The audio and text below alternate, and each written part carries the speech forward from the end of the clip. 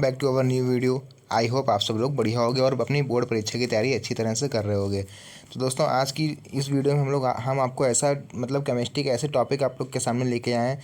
केवल आप ये वीडियो देख लेंगे ना, तो इस वीडियो को ही देखने से केवल आप समझ लीजिए केमिस्ट्री में पास हो रहोगे, क्योंकि आपको यहाँ पे दिखा देंगे कितने सारे इंपॉर्टेंट क्वेश्चन आप लोग के लिए, पूरी बुक से हमने सारे इंपॉर्टेंट क्वेश्चन जितने नोट्स हैं वो सारे नोट्स आप लोग के लिए लेके आए, चाहे फिर वो हैलोजन तत्व हो या फिर यहाँ पर आप लोग को दिखा दें ऑर्गेनिक केमिस्ट्री। ठीक है, ये देखिए रिएक्शन वगैरह आप लोग के लिए, सारी रिएक्शन गैसेस जितने भी पी ब्लॉक के तत्व हैं ये सब आप लोग के लिए यहाँ पर लेके आए हैं, अपना नए नोट्स हैं सब। ठीक, अगर ये देखिए सब 2010 में पूछा गया, यहाँ पर हाईलाइट सब करेंगे, एथेनॉल से मेथेनिन कैसे प्राप्त करेंगे, क्या होता है जब वाली रिएक्शन। ठीक है, जितने भी हैं टोटल यहाँ पर आप लोग को देखने को मिलने वाला है। तो जल्दी से अपनी वीडियो को स्टार्ट कर देते हैं। देखिए पहला क्वेश्चन जो है मेरा, पहला क्वेश्चन यहाँ पर आपको दिख रहा होगा कि क्रिस्टल क्या है। ठीक है, क्रिस्टल क्या है, इसके गुणों को लिखिए। तो दोस्तों बिल्कुल ध्यान से इस वीडियो को देखिएगा, क्योंकि इस वीडियो को देखने मात्र से ही आप अपने केमिस्ट्री में अच्छे नंबर पा जाओगे। ठीक है, पहला क्वेश्चन यहाँ पर आप देख लीजिए, क्रिस्टल क्या है, इसके गुणों को लिखिए। तो क्रिस्टल क्या है? क्रिस्टल एक ऐसा ठोस है जिसमें अवयवी कणों का क्रम नियमित होता है तथा इसकी निश्चित ज्यामिति होती है। वो क्या कहलाता है? क्रिस्टल। क्रिस्टल क्या होता है, क्रिस्टल ठोस क्या होता है? जिसका एक निश्चित आकार होता है। ठीक है, जैसे कि गिट्टी हो गई, ठीक है, या ईंटा हो गया, आप लोगों ने देखा होगा, ये सब क्या होते हैं, इनका एक निश्चित आकार होता है, जिसको हम लोग क्या बोलते हैं? क्रिस्टल ठोस। अच्छा, क्रिस्टल ठोस के गुण क्या होते हैं? देखिए गुण यहाँ पर बताए गए हैं कि इनकी आकृति क्या होती है, देखिए निश्चित होती है। अभी हम आपको बता के उठे हैं कि इसका क्या होता है, कि निश्चित आकार होता है। यह एक जो होता है एक तरह से गिलनांक और क्वथनांक, जैसे यहाँ पर आप लोग को दिख रहा होगा कि इसके गिलनांक एवं क्वथनांक क्या होते हैं? निश्चित होते हैं। ठीक है, आगे पीछे नहीं हो सकता। ठीक है, यहाँ पर देखिए सेकंड पॉइंट क्या था कि ये विषम दैसिकता को प्रदर्शित करते हैं। अलग अलग तरह का आकार इसमें बहुत ही मुश्किल है, नहीं मिलेगा आप लोग को। जो भी होगा एक निश्चित आकार, उसकी बिल्कुल आकृति फिक्स होती है, वही होते हैं मेरे क्रिस्टल ठोस। दूसरा देख लेते हैं यहाँ पर क्या है अगला क्वेश्चन। अगला क्वेश्चन यहाँ पे आपको दिख रहा है कि इकाई सेल क्या है।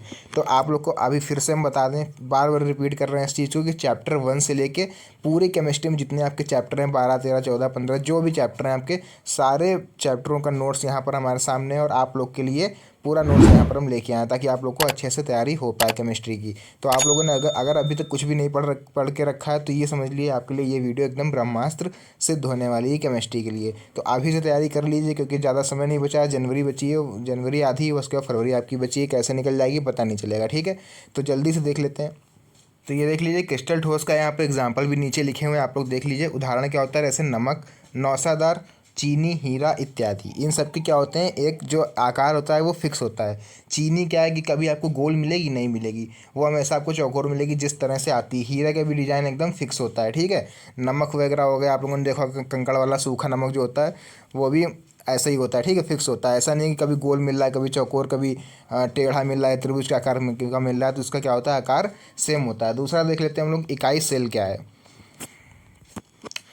तो देखिए इकाई सेल क्या होता है कि ये सबसे पहले पूछा है इसमें कि इकाई सेल क्या है और ये कितने प्रकार का होता है। तो भैया देख लेते हैं कितने प्रकार का होता है।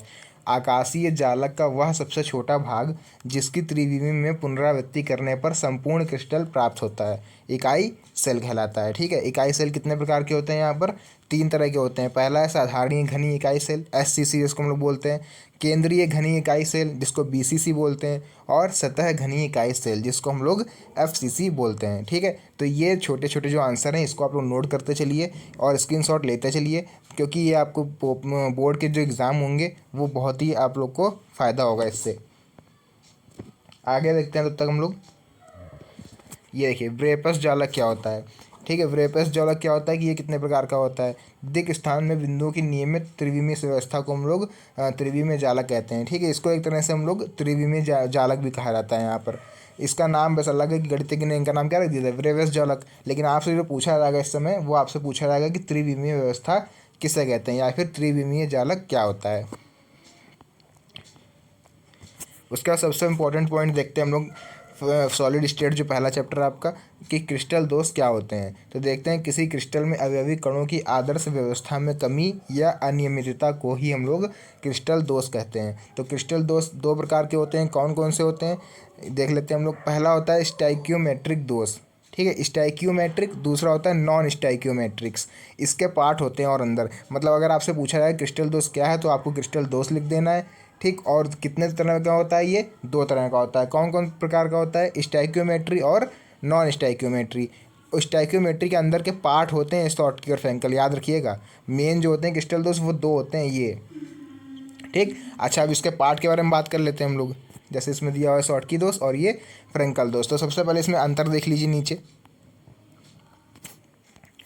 क्या अंतर होता है। इसी आप लोग डिफिनेशन भी इसी से बना के आप लोग लिख सकते हो। तो शॉटकी तथा फ्रैंकल दोष में अंतर क्या है कि इससे धनायन या ऋणायन समान संख्या में क्रिस्टल से बाहर चले जाते हैं। फ्रैंकल दोष में क्या होता है कि इसमें आयन अपना स्थान छोड़कर अंतराकाशीय स्थलों में चले जाते हैं। तो एक अंतर आप लोग को यहाँ बता दें, देखिए ये फ्रैंकल, ये शॉटकी। तो शॉटकी दोष में क्या होगा, मान लीजिए ये आपका बना हुआ है, ठीक है, एक एक सेल बना हुआ है। इसके अंदर क्या है कि बहुत सारे ऐसे ऐसे करके आयन होंगे, ठीक है। तो आयन क्या होगा, शॉटकी दोष में क्या होगा कि ये अपना स्थान, मान लीजिए ये वाला यहाँ से उठ के कहाँ आ जाएगा, यहाँ आ गया, या फिर यहाँ से ये उठ के इधर आ गया। मतलब अपना स्थान इसके जो भी होगा, मतलब कुल मिला के इसके अंदर ही चेंज करेंगे, इससे बाहर नहीं जाएंगे इस बॉक्स से। लेकिन इसमें क्या होगा फ्रैंकल दोष में, जैसे ये बॉक्स बना हुआ है, इसके अंदर बहुत सारे क्या है, ये देखिए आयन है, ठीक। धनायन भी होगा, ऋणायन भी होगा, जो भी है। अब क्या है कि यहाँ से क्या होता है कि ये आयन निकल के अंतराकाश मतलब बाहर चले जाते हैं। ये देखिए अपना स्थान छोड़ देते हैं तो इनकी जगह खाली हो गई, तो वहाँ पर क्या उत्पन्न हो जाता है, फ्रैंकल दोष। दूसरा पॉइंट हम लोग देख लेते हैं, क्या है कि इस दोष के कारण क्रिस्टल का घनत्व कम हो जाता है। यहाँ पर क्या है कि इस दोष के कारण क्रिस्टल का घनत्व परिवर्तित रहता है, मतलब इसमें क्रिस्टल के जो घनत्व होता है उसमें परिवर्तन नहीं होता है, लेकिन इसमें परिवर्तन हो जाता है। भाई कोई चीज़ अपनी जगह से हिल के अगर उधर चली गई तो परिवर्तन तो होना भाई। जैसे आप लोग किताब का बंडल बना लीजिए, नीचे वाली किताब खिसका दीजिए तो ऊपर से सब गिर जाएंगी ना, तो मतलब अपने स्थान से अगर कोई हिल जाएगा तो हो जाएगा काम। फिर उसके बाद है तीसरा कि या इस दोष से स्थायित्व में वृद्धि होती है, इस दोष से स्थायित्व में कमी आती है। फोर्थ पॉइंट है कि यह उच्च उपसर्ग संयोजन संख्या वाले क्रिस्टल में पाया जाता है, यह निम्न उपसर्ग संयोजन संख्या वाले क्रिस्टल में पाया जाता है। आप लोग से बार बार कहते चल रहे हैं कि स्क्रीनशॉट लेते चलिए इसका, क्योंकि बहुत ही इंपॉर्टेंट समझ लीजिए, मेरे खुद के बने नोट्स हैं ये, और आप लोग को कहीं पर पूरे यूट्यूब पर कहीं नहीं मिलेंगे, ठीक है। पूरे मतलब आपके बोर्ड एग्जाम देने बैठोगे ना, तो इस वीडियो को अगर आप लोग देख के गए तो ऐसा कुछ भी नहीं होगा कि जो आपको वहाँ पर आ ना रहा हो। पूरा पेपर आप लोग को आ रहा होगा विद 100% गारंटी के साथ। इसके बाद देखिए आप लोग से पूछेगा कि इसमें विलियन के वाष्प दाब के आपेक्षिक अवनमन के संबंध में क्या लिखा है, रॉयल के नियम लिखिए तथा सत्यापित कीजिए, ठीक है। तो विलियन के वाष्प दाब आपेक्षिक अवनमन से रॉयल का नियम क्या है कि किसी तन्यु विलियन के वाष्प दाब का आपेक्षिक अवनमन, अरे इसका सिंपल सा आप लोग को फॉर्मूला दिखा दे रहे हैं, केवल इसका फॉर्मूला आप लोग को लिखना होता है, ये सब नहीं लिखना होता है, ठीक है। हाँ एक सेकेंड, फॉर्मूले के साथ साथ आप लोग को ये सब भी बताने होते हैं कि किससे हम लोग क्या रिप्रेजेंट कर रहे हैं, ठीक है। ये सब आप लोग को दिखाने पड़ेंगे। फॉर्मूला क्या है इसका, फॉर्मूला देख लेते हैं हम लोग जल्दी से। ये देखिए लास्ट में फार्मूला बन के आया आपका, ये दिख रहा होगा आप लोग को, ये फार्मूला बन के आया है, ठीक है। ये फार्मूला आपको लिख देना है, और जो अभी हमने ऊपर बताया आपको किससे क्या रिप्रेजेंट करते हैं वो वहाँ पर लिख देना है। इसके अलावा आपको इसमें ये जो पूरी आप लोग को ये डेरिवेशन दिख रही है, ये आपको इसमें कुछ नहीं करना है, क्योंकि यार 2 से 3 नंबर में पूछा रहा है कितने डेरिवेशन करोगे अगर, तो फिर मिल चुके हैं आपको नंबर। बढ़ते हैं अगले क्वेश्चन पर। हाँ ये क्वेश्चन देखिए क्या कह रहा है हमसे कि वाष्प दाब के आपेक्षिक अवनमन से आप क्या समझते हैं। भाई वाष्प दाब का आपेक्षिक अवनमन से हम क्या समझते हैं वो इसमें आपको लिख देना है कि जब किसी शुद्ध विलायक में किसी विलय को डाला जाता है तो विलायक के वाष्प दाब में कमी आ जाती है। अतः किसी विलयन के वाष्प दाब का अवनमन तथा शुद्ध विलायक के वाष्प दाब के अनुपात को हम लोग वाष्प दाब का आपेक्षिक अवनमन कहते हैं। इसमें भी आपके ये केवल फॉर्मूला आप लिख दीजिएगा, और ये जितनी आपको डेरिवेशन याद हो पाए ऊपर से डिफिनेशन वो आप लिख दीजिए। जैसे यहाँ से जब किसी से लेके आपको यहाँ से लिख देना है, ठीक। उसके बाद यहाँ पर चाहे आप इतना लिख दीजिएगा, यह विलय के मोड़े प्रभास के बराबर होता है, इतना आप लिख दीजिएगा बस। तोड़ तोड़ के अगर लिखेंगे तो आराम से आप लोग को याद हो जाएगा। मुश्किल से 2 से 3 लाइन में डिफिनेशन लिख के ये सूत्र आप लोग लिख दीजिएगा। उसके बाद यहाँ पे देखिए आप लोग को दिख रहा होगा अगला क्वेश्चन मेरा कि परासरण दाब क्या है, इसको समझाइए। तो देखिए छोटा सा डायग्राम बनाया गया है, आप लोग डायग्राम अगर याद रहे तो बना दीजिएगा, नहीं तो कोई कंपलसरी नहीं है कि आपको इसका डायग्राम बनाना है। लेकिन आपको जो लिखना है वो देखिए, आपको लिखनी है इसमें केवल डिफिनेशन कि वह न्यूनतम बाह्य दोष, ठीक, या वह न्यूनतम बाह्य दाब जो अधिक सांद्रता वाले विलयन की ओर लगकर परासरण की घटना को रोक देता है, उसे हम लोग क्या कहते हैं, परासरण दाब।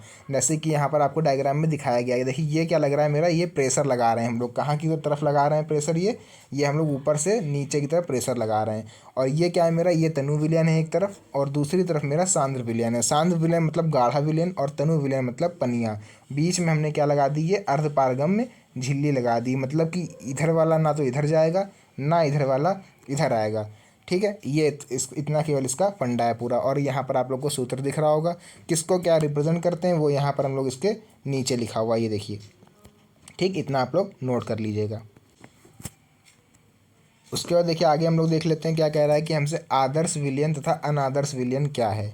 तो ऐसा विलयन जो सभी तापों एवं दाब पर राउल्ट के नियम को पालन करे वो होता है मेरा आदर्श विलयन। ठीक है, इतनी लाइन आपको लिखनी है कि ऐसा विलयन जो सभी तापों एवं दाबों पर राउल्ट के नियम का पालन करता है उसे हम लोग आदर्श विलयन कहते हैं। ठीक, जो इसमें अनादर्श विलयन में लिख देता है, जबकि ऐसा विलयन जो राउल्ट के नियम का पालन नहीं करता उसे हम लोग अनादर्श या फिर वास्तविक विलयन कहते हैं। केवल इतना ही आप लोग को इसमें लिखना है। आगे देख लेते हैं हम लोग, आगे देखिए क्या कह रहा है। इसमें तीनों चीज़ें एक ही में लिखा हुआ है, मोलरता, मोललता और मोलर प्रभाव को परिभाषित कीजिए। तो सबसे पहले जो आपको यहाँ पर डिफिनेशन देखने को मिलेगी वो आपको मिलेगी यहाँ पर मोलरता की। तो मोलरता की डिफिनेशन क्या होती है कि प्रति लीटर विलयन में घुले विलय के मोलों की संख्या को हम लोग मोलरता कहते हैं। इसे हम लोग किससे रिप्रेजेंट करते हैं, एम से, कैपिटल एम से। ठीक है, इसका फॉर्मूला यहाँ पर आप लोग को दिख रहा होगा ये। ठीक, और किससे क्या रिप्रेजेंट करा गया है वो यहाँ पर आप लोग को लिखा गया है, इससे अच्छी तरह से आप लोग लिख लीजिएगा। ठीक है, बढ़ते हैं तब तक आगे। उसके बाद देखिए यहाँ पर आपको दिख रहा होगा कि वैद्युत अपघटन के संबंध में फैराडे के नियमों का उल्लेख करना है हमको। मतलब वैद्युत फैराडे के आपको यहाँ पर नियम लिखने हैं। इनडायरेक्टली रूप से आप लोगों से फैराडे के नियम पूछे गए हैं। तो फैराडे के भैया कितने नियम होते हैं, फैराडे के 2 नियम होते हैं, जिसमें कि मेरा प्रथम नियम क्या है। प्रथम नियम देख लेते हैं कि वैद्युत अपघटन के किसी इलेक्ट्रोड पर मुफ्त या एकत्रित पदार्थ की मात्रा विलयन में प्रवाहित वैद्युत आवेश के समानुपाती होती है। मतलब ये लिख के आपको यहाँ पर ये छोटा सा फॉर्मूला चिपका देना है इसमें। दूसरा नियम देख लेते हैं इसका हम लोग क्या है, ये देखिए फैराडे का द्वितीय नियम क्या है। फैराडे का द्वितीय नियम की श्रेणी में जुड़े विद्युत अपघट्यों में समान विद्युत की मात्रा प्रवाहित की जाए तो विभिन्न इलेक्ट्रोडों पर एकत्रित पदार्थों का भार तुल्यांकी भारों के समानुपाती होता है। इसका भी एक छोटा सा फॉर्मूला आप लोग को यहाँ पर दिख रहा होगा, ये आप लोग को नोट कर देना है। केवल इतना 2 नियम करेंगे आप लोग और आपको 4 नंबर पक्के। क्योंकि ये यार कन्फर्म मान लीजिए कि ये जो फैराडे का नियम है ये आपका 100% आना ही आना है बोर्ड एग्ज़ाम में, इसको आप लोग क्लियर मानो बिल्कुल। तो उस हिसाब से इसके दोनों नियम आप लोग तैयार करिएगा। आगे बढ़ते हैं अपनी इस वीडियो में। आगे देखिए हमसे पूछ रहा है कि वैद्युत रासायनिक सेल क्या होती हैं। वैद्युत रासायनिक सेल क्या होती हैं, मतलब ऐसा सेल जो रासायनिक ऊर्जा को वैद्युत ऊर्जा में बदलता है उसे हम लोग वैद्युत सेल कहते हैं। एक लाइन में आंसर आपको ख़त्म कर देना है कि ऐसा सेल जो रासायनिक ऊर्जा को वैद्युत ऊर्जा में बदलता है उसे हम लोग वैद्युत रासायनिक सेल कहते हैं। बस इतना आप लोग लिख दीजिएगा, यहीं पर ख़त्म कर दीजिएगा। फिर आपसे अगला क्वेश्चन पूछेगा यहाँ पर कि वैद्युत रासायनिक तुल्यांक तथा वेग स्थिरांक क्या है। तो भैया विद्युत रासायनिक तुल्यांक मतलब यहाँ से आपको लिखना है, देखिए किसी पदार्थ का तुल्यांकी भार तथा फैराडे का नियतांक 96,500 कूलॉम होता है, इसी को हम लोग क्या कहते हैं, रासायनिक तुल्यांक। अगला यहाँ पर क्वेश्चन आपको दिख रहा होगा कि लवण सेतु क्या होता है। ठीक है, लवण सेतु क्या होता है। तो लवण सेतु आप लोगों ने एक डायग्राम पढ़ रखा होगा इस तरह से कि एक यहाँ पर बना हुआ है कि ये बना होता है और यहाँ पे एक नली टाइप की ऐसे निकल के यहाँ से आ रही होती है इस तरह से। ठीक है, इस पर पूरे वीडियो लेके आएंगे बहुत जल्द। आप लोग अभी जो लोग नए हो इस चैनल पर सब्सक्राइब कर लीजिए ताकि आप लोगों को ये वीडियो आप लोग से मिस ना हो। देखिए क्या कह रहा है, आप लोग पढ़िए कि लवण सेतु अंग्रेजी वर्णमाला के यू आकार की नली होती है। देखिए ये देखना आप लोग, ये यू आकार की है। ठीक है, इसमें आयनों का प्रवाह होता है, बाहरी विद्युत परिपथ में इलेक्ट्रॉन गमन करते हैं जबकि भीतरी विद्युत परिपथ में आयनों का प्रवाह होता है। लवण सेतु के कारण दोनों विलयन को वैद्युत उदासीनता कायम रहती है। अच्छा, यहाँ पर भी एक छोटा सा जो है ये यहाँ पर भी एक सेतु टाइप का बना होता है जिसको हम लोग क्या बोलते हैं, लवण सेतु। ठीक है, फिलहाल ये यहीं पर ख़त्म करते हैं, आगे बढ़ते हैं। उसके बाद ये देखिए क्वेश्चन नंबर 19 आप लोग को दिख रहा होगा कि चालकता, मोलर चालकता तथा तुल्यांकी चालकता क्या है। तो इसमें जो इंपॉर्टेंट है वो आप लोग देख लीजिए, चालकता क्या होती है। चालकता का क्या होता है, किसी चालक के प्रतिरोध के व्युत्क्रम को हम लोग चालकता कहते हैं। मतलब प्रतिरोध का हमें अपोजिट कर देना है, जैसे आर होता है उसको 1/r कर दोगे तो वो मेरा हो जाएगा चालकता, जिसका फॉर्मूला होता है C=1/r। ठीक है, आगे बढ़ते हैं। आगे देख लेते हैं क्वेश्चन क्या है, हमसे कह रहा है कि मानक इलेक्ट्रोड विभव क्या है। तो जब किसी इलेक्ट्रोड को मानक तापमान 298 केल्विन पर उसी के 1 m सांद्रता वाले विलयन में डुबाया जाता है तो उत्पन्न विभवांतर को मानक इलेक्ट्रोड विभव कहा जाता है। ठीक है, तो ये डायग्राम आपको नहीं बनाना है, केवल आप लोग को ये डिफिनेशन यहाँ से लिख देनी है। इसे हम लोग किससे रिप्रेजेंट करते हैं, E0 से। आगे देखते हैं फिर। आगे देखिए, हमसे कह रहे हैं यहाँ पर कि अभिक्रिया की कोटि तथा आणविकता से आप क्या समझते हैं। तो पहले हम जो डिफिनेशन देखेंगे वो हम देखेंगे अभिक्रिया की कोटि से। तो क्या होती है अभिक्रिया की कोटि, की वेग समीकरण में प्रयुक्त सांद्रण पदों के घातों के योगफल को अभिक्रिया की कोटि कहा जाता है। और इसका जो आणविकता होती है वो क्या होती है, देख लेते हैं हम लोग। अभिक्रिया में भाग लेने वाले अणुओं की संख्या को हम लोग क्या कहते हैं, आणविकता कहते हैं। ठीक है, यहीं पर इसको हम लोग खत्म करते हैं, क्वेश्चन को बढ़ते हैं आगे। फिर देखिए अगला क्वेश्चन हमसे कह रहा है कि यहाँ पर उत्प्रेरक तथा एंजाइम क्या है। उत्प्रेरक और एंजाइम क्या होते हैं। तो पहले आप लोग को यहाँ पर उत्प्रेरक बताना है कि उत्प्रेरक क्या होता है। तो ऐसा पदार्थ जिसकी उपस्थिति मात्र से किसी रासायनिक अभिक्रिया के दर परिवर्तित हो जाती है। मतलब एक ऐसा पदार्थ जिसकी जो केवल आप उसके उपस्थिति, मतलब केवल अगर वो अभिक्रिया में केवल भाग ले लेना तो उसकी दर चेंज हो जाएगी। या तो अभिक्रिया की दर मतलब क्या होता है, या तो वो जो गति होगी अभिक्रिया होने की वो बढ़ जाएगी या फिर कम हो जाएगी। जबकि ये रासायनिक अभिक्रिया में भाग नहीं लेते हैं। मतलब जैसे एक तरह से समझ लीजिए कि आपने पानी में नमक मिला दिया, ठीक है, और नीचे से आपने जला दी आग। तो आग देखिए, देखा था भाग नहीं ले रही ना रिएक्शन, भाई जो रिएक्शन हो रही है वो मेरे बर्तन के अंदर हो रही है, नमक और पानी में। ये बाहर रहते हैं लेकिन अपना काम पूरा कर देते हैं। इसको हम लोग बोलते हैं उत्प्रेरक। अब देखते हैं एंजाइम क्या होता है। एंजाइम होता है वृहद अणु भार वाले नाइट्रोजन युक्त जटिल यौगिक को हम लोग एंजाइम कहते हैं। ये जीवित शरीर में या उत्प्रेरक की तरह काम करता है। ये मनुष्यों के शरीर में पाया जाता है आमतौर पर। ठीक है, उसके बाद देख लेते हैं हम लोग। यहाँ पर हमसे कह रहा है कि टिंडल प्रभाव और ब्राउनी गति, पेप्टीकरण तथा वैद्युत कण संचलन क्या है। तो देख लेते हैं क्या है कि टिंडल प्रभाव। पहले देख लेते हैं टिंडल प्रभाव क्या है। जब प्रकाश किरण कोलाइडी विलयन से होकर गुजरता है तो कोलाइडी विलयन के कण प्रकाश का विकिरणन करते हैं।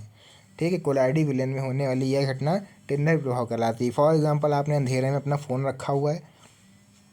ठीक, अंधेरे में आपने इस तरह से अपना फ़ोन रखा हुआ है। इसमें यहाँ पर जो है कैमरा और एक सेकंड नीचे यहाँ पर एक फ्लैश लाइट लगी हुई है। ठीक है, तो इस फ्लैश लाइट से क्या हुआ कि आपने जलाया अंधेरे में बिल्कुल, तो इस तरह से आपको आंखों से थोड़ा दूर करेंगे तो इस तरह से रोशनी निकलती हुई दिखाई देगी। तो ये ट्रायंगल बनना है, इसी को हम लोग बोलते हैं टिंडल प्रभाव। ठीक है, आगे देखते हैं हम लोग। फिर क्या है, ब्राउनी गति इसमें लिखा हुआ है। ये देखिए ब्राउनी गति क्या होती है, देख लेते हैं ब्राउनी गति। तो कोलाइडी विलयन के कण अनियमित रूप से गति करते हैं। जो कोलाइडी विलयन के कण होते हैं वो गति कैसे करते हैं, जिगजैग मोशन, यूँ ऐसे, मतलब ऐसे करके, तो वो होता है ब्राउनी गति। पेप्टीकरण क्या होता है। पेप्टीकरण देख लीजिए आप लोग क्या होता है कि ऐसी प्रक्रिया जिसमें किसी ताजे बने अभिक्षेप को हम लोग उचित वैद्युत अपघट्ट में मिलाकर कोलाइडी विलयन में बदला जाता है। यह प्रक्रिया पेप्टीकरण कहलाती है। ठीक है, तो यार आज हम लोग देख लेते हैं जरा कितने क्वेश्चन हो गए हमारे। 25 क्वेश्चन आज हो गए हैं। बस आपके जो बचे हुए हैं अभी समझ लिए, पेज नंबर आपको दिखा दें कितना बचा हुआ है अभी। ये देखिए, अगर ध्यान से आप लोग देख पा रहे हो यहाँ पर अभी केवल 42 पेजों में से केवल 11 पन्ने आप लोगों ने पढ़े हैं और इतने इंपॉर्टेंट टॉपिक आप लोग को हमने बता दिए हैं। ठीक है, पूरा कोर्स नहीं है यार, ये केवल इंपॉर्टेंट टॉपिक आप लोग के लिए हैं। ठीक है, तो अगर आप इस हिसाब से देखो तो अभी आप लोग के 30 पन्ने, आप लोग को लगभग 30 से 31 पन्ने और पढ़ने हैं। तो पार्ट 2 का प्लीज़ इंतज़ार करिए आप लोग। यार पार्ट 1 सोचा तो पूरा था कि पूरी वीडियो बनाएंगे, लेकिन इतना टाइम नहीं मिल पाया। तो नेक्स्ट पार्ट बहुत ही जल्दी अपलोड करेंगे हम। आज से कल में नया पार्ट इसका आ जाएगा। ठीक है, कल पर सुबह या फिर कल शाम तक इसका आप लोग को पार्ट मिल जाएगा, पार्ट 2। तो जो लोग नए हो तो चैनल पर प्लीज़ जुड़ जाइए, आज ही जुड़ जाइए। क्योंकि देखिए अपने स्वार्थ के लिए नहीं कह रहे हैं, आप ही लोग का फ़ायदा है इसमें। आप लोग जुड़ेंगे तो पढ़ने को पाएंगे, हो सकता है, वरना आप लोग नहीं जुड़े तो वीडियो को मिस कर सकते हो। तो मिलते हैं इसके नेक्स्ट पार्ट में बहुत जल्द, तब तक के लिए धन्यवाद। और हाँ, एक चीज़ आप लोग को बता दें, अभी देखिए पढ़ना आपको क्या क्या बाकी। इसमें आप लोग को टिंडल प्रभाव पढ़ोगे आप। लास्ट में आप लोग को ले चलते हैं सीधे एकदम रिएक्शन दिखाते हैं। ये देखिए कितनी इंपॉर्टेंट रिएक्शन, आप लोग अगर नहीं सब्सक्राइब करते हो तो कितनी इंपॉर्टेंट रिएक्शन आप लोग मिस कर दोगे। देखिए फिनॉल से बेंजीन, ठीक, एनिलीन से फिनॉल, मेथेन में क्लोरोफॉर्म, जितनी रिएक्शन है ये देखिए इंपॉर्टेंट रिएक्शन आप लोग को दिख रही है। 2011 में पूछा गया, 2010 में पूछा गया, जो है जितनी भी रिएक्शन है, हैलोजनीकरण, हाइड्रोजनीकरण, वो सारे हमने आप लोग के लिए बना के रखी हुई है। देखिए दिख रहा होगा आप लोग को, DNA RNA में अंतर, ल्यूकोस अभिकर्मक क्या होता है, ठीक है।